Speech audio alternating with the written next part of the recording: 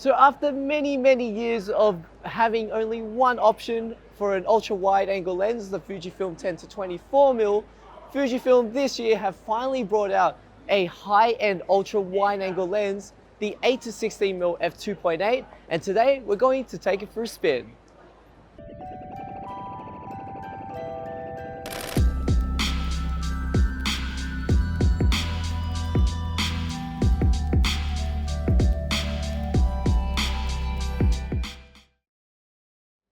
So one thing I've instantly noticed from doing this shot is that the lines are really straight. Now, of course, using an ultra wide lens, you're always going to get a bit of distortion. But the way that this lens has been constructed, the lines from the buildings I'm shooting now, they're almost straight. And this is at 8mm, which is about a 12mm equivalent. And that is really saying something about how well built and designed this lens is.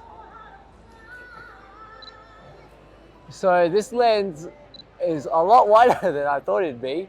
I'm so used to using generally a 14 to 24mm kind of focal length, but on this particular camera, an 8 to 16 is equivalent to 12 to 24 in full frame. So I'm just doing a look up here and I can see the ring right behind me, which is really wide.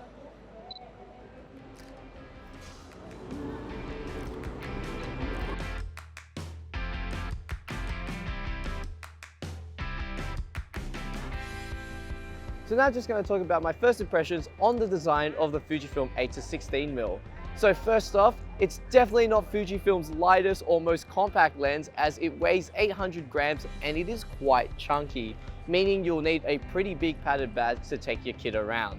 Secondly, like most ultra-wide lenses, you'll notice it's got an inbuilt lens hood, which means that you can't use screw-in filters and will require an external filter holder to mount your NDs or polarizers on the front of it. So now it's currently raining a lot and we're gonna duck under shelter, but luckily the lens is weather sealed. But let's go. So just going back onto the lens hood, one of the most annoying things about the inbuilt lens hoods is the lens caps that they come with. So for example, the Nikon 14 to 24 literally just has like a bowl that kind of just attaches on the front. And when you're carrying around in your bag, it tends to fall out a lot. The Fujifilm lens cap, on the other hand, is still that bold shape, but it has a similar lens cap locking mechanism, so when it's moving around, it doesn't fall off. So you're going to be sure that the lens cap will always be securely attached onto the front of the lens. And like any other Fuji lens, you have your same set of rings. So you've got a clicky aperture ring at the back, a zoom ring in the middle, and a focus ring at the front for people who want to do manual focus. Now there's one thing about the 8 to 16 that I wish it had, and that is the hard stops on the manual focus ring, like in the 23mm 1.4. And that's because if people are doing astrophotography or are doing landscapes who use the range indicator on the focus ring, there actually isn't one on the lens, so you're gonna have to rely on the viewfinder or LCD to get your ranges. So now I'm just gonna run over the key features of the Fujifilm 8 to 16mm. So first off, it's got a constant aperture performance of f2.8 throughout the focal length, giving you the same depth of field performance and low light performance throughout the focal length. Secondly, it's got 6 extra low dispersion elements, which 3 of those are super ED elements, which helps control chromatic aberrations as well as color fringing. Thirdly, it's got 4 spherical elements to help with distortions, and lastly, it's got nano GI coating to help suppress lens flare and ghosting. So just to quickly talk about autofocus performance on the Fujifilm 8 to 16mm, it is pretty damn good, and this is quite rare for an ultra wide lens to have the same speed as well as accuracy that this lens houses. Secondly, as I mentioned before, I'm really impressed with the distortion performance on this lens. Now yes, you are going to get a bit of distortion, but the lines are straight and everything looks pretty good. Combine this with a correction profile and you have yourself a pretty much near zero distortion lens, which is brilliant. And we're going to have a look at those in the image samples coming up next. Today's sample images were shot on a Fujifilm X-T3 combined with the 8 to 16mm f2.8.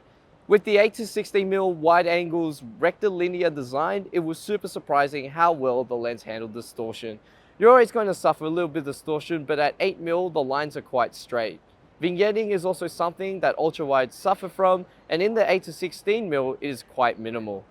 The lens is super sharp in the center. Generally, ultra-wide angles suffer a bit of corner softness, yet the 8 to 16mm corners are quite sharp. If you're going to use this for portraits, bokeh is adequate, but unless you really want to get right up to a person's face to do a portrait, I highly recommend looking at other Fuji lenses for bokeh and portraiture use.